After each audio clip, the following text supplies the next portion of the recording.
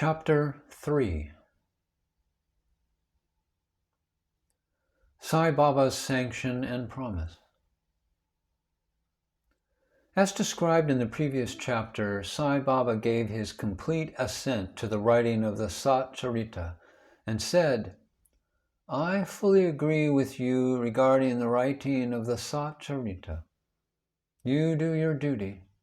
Don't be afraid in the least. Steady your mind and have faith in my words. If my leelas are written, the avidya, the ignorance, will vanish, and if they are attentively and devoutly listened to, the consciousness of the worldly existence will abate, and strong waves of devotion and love will rise up.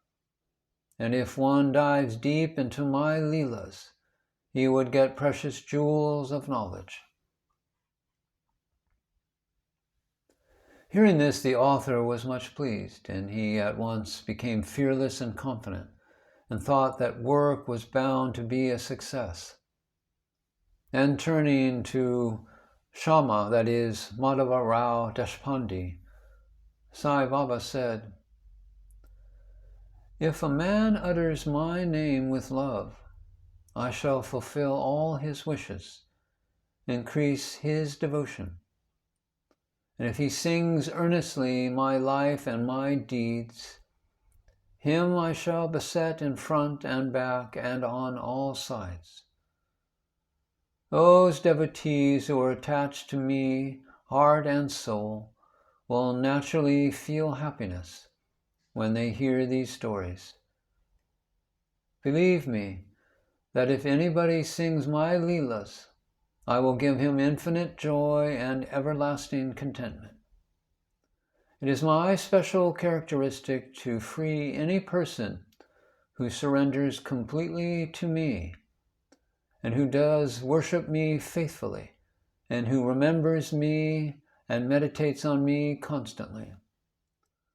How can they be conscious of worldly objects and sensations who utter my name, who worship me, who think of my stories and my life, and who thus remember me always?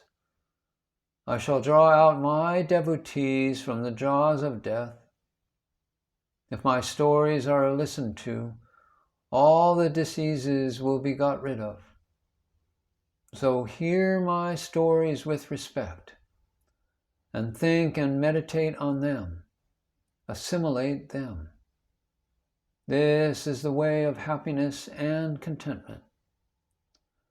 The pride and egoism of my devotees will vanish. The mind of the hearers will be set at rest, and if it has wholehearted and complete faith, it will be one with supreme consciousness. The simple remembrance of my name as Sai, Sai will do away with sins of speech and hearing."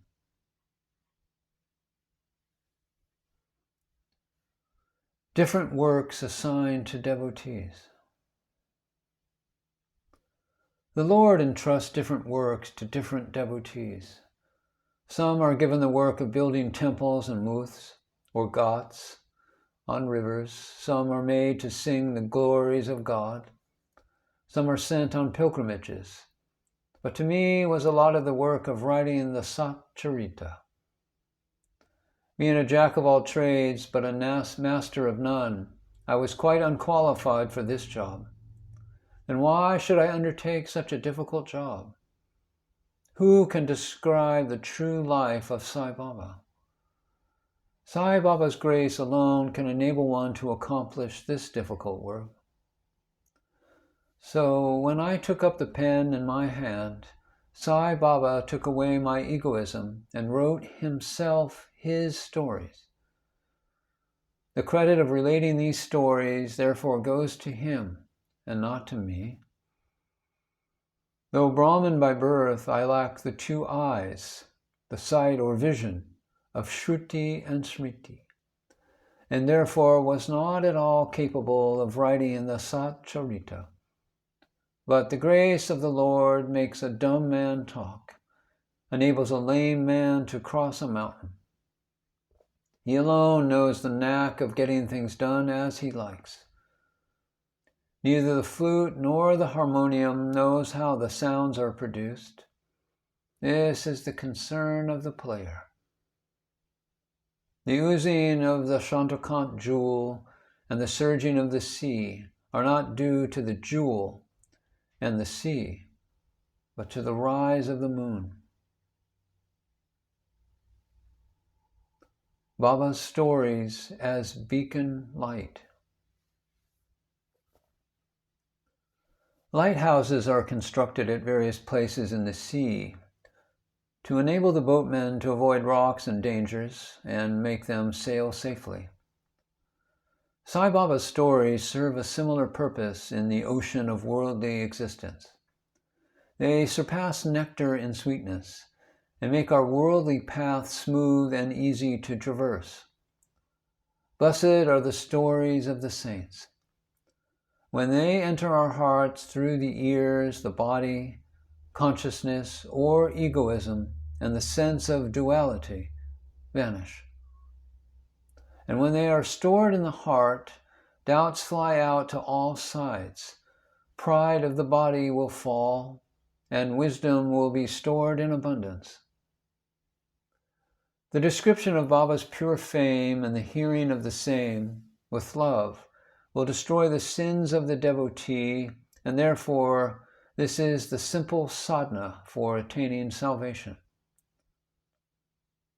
The sadhana of this age was the shamadhamma, the tranquility of mind and body. For Treta age, sacrifice. For Dwapara, worship. And for Kali, it is singing of the name and glory of the Lord. This last sadhana is open to all people of the 4 varnas. The other sadhanas, the yoga and sacrifice and meditation and concentration, are very difficult to practice. But singing and hearing the stories and the glory of the Lord Sai Baba is very easy. We have only to turn our attention towards them. The listening and singing of the stories will remove the attachment to the senses and their objects, and will make the devotees dispassionate, and will ultimately lead them to self-realization. With this end in view, Sai Baba made me or helped me to write his stories, the Satcharitamitra. The devotees may now easily read and hear these stories of Sai Baba, and while doing so, meditate on him, his form, and thus attain devotion to the Guru and God through and as Sai Baba, and get detachment and self-realization. In the preparation and writing of this work, Satcharitamitra, it is Sai Baba's grace which has accomplished everything, making use of me as a mere instrument. Motherly love of Sai Baba. Everybody knows how a cow loves her infant calf.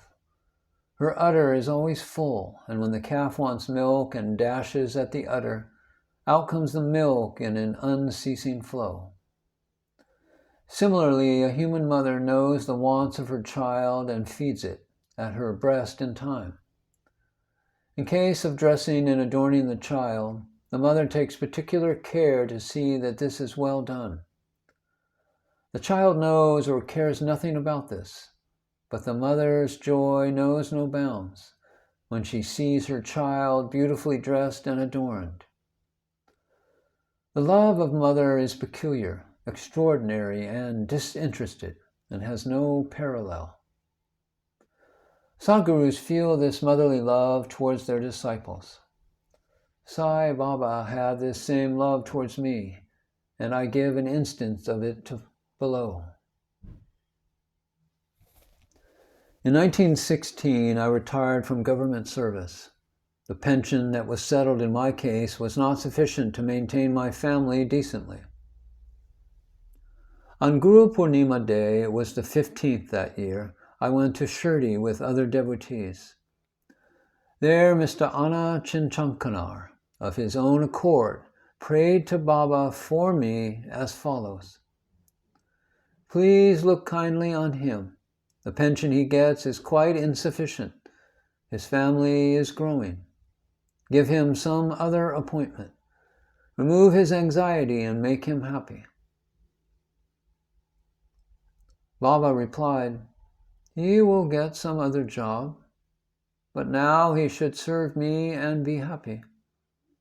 His dishes will be ever full and never empty. He should turn all his attention towards me and avoid the company of atheists, the irreligious and wicked people. He should be meek and humble towards all and worship me heart and soul. If he does this, he will get eternal happiness. The question, who is this he whose worship is advocated, is already answered in a note on Who is Sai Baba in the prologue at the beginning of this work. Rohilla's story. The story of the Rohilla illustrates Sai Baba's all-embracing love. One Rohilla, tall and well-built, strong as a bull, came to Shirdi wearing a long kafan robe and was enamored of Sai, who stayed there.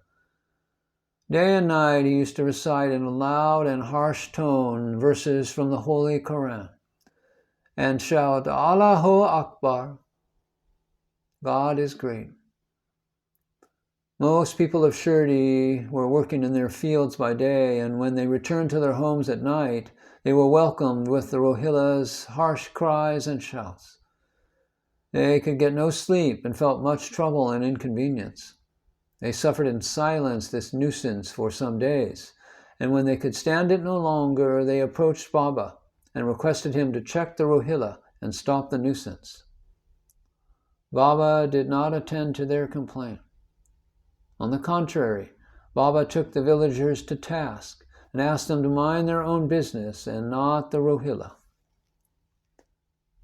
He said to them that the Rohilla had got a very bad wife, a Zantipi, who tried to come in and trouble the Rohilla and himself. But hearing the Rohilla's prayers, she dare not enter, and they were at peace and happy. In fact, the Rohilla had no wife, and by his wife, Baba meant bad thoughts, durbudi. As Baba liked prayers and cries to God better than anything else, he took the side of the Rohilla and asked the villagers to wait and suffer the nuisance, which would abate in due course. Baba's sweet and nectar-like words. One day at noon after the arti, devotees were returning to their lodgings when Baba gave the following beautiful advice. Be wherever you like. Do whatever you choose. Remember this well, that all what you do is known to me. I am the inner ruler of all and seated in their hearts. I envelop all the creatures, the movable and immovable world. I am the controller, the wire puller of the show of this universe. I am the mother, origin of all beings, the harmony of the gunas, the propeller of all senses, the creator, preserver, and destroyer. Nothing will harm him who turns his attention towards me, but Maya will lash or whip him who forgets me. All the insects and ants in the visible world, movable and immovable, is my body or form.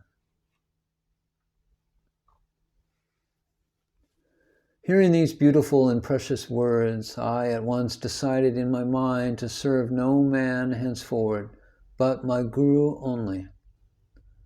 But the reply of Baba to Anna Chintankanar's query, which was really mine, that I would get some job, began to revolve in my mind, and I began to think whether it would come to happen.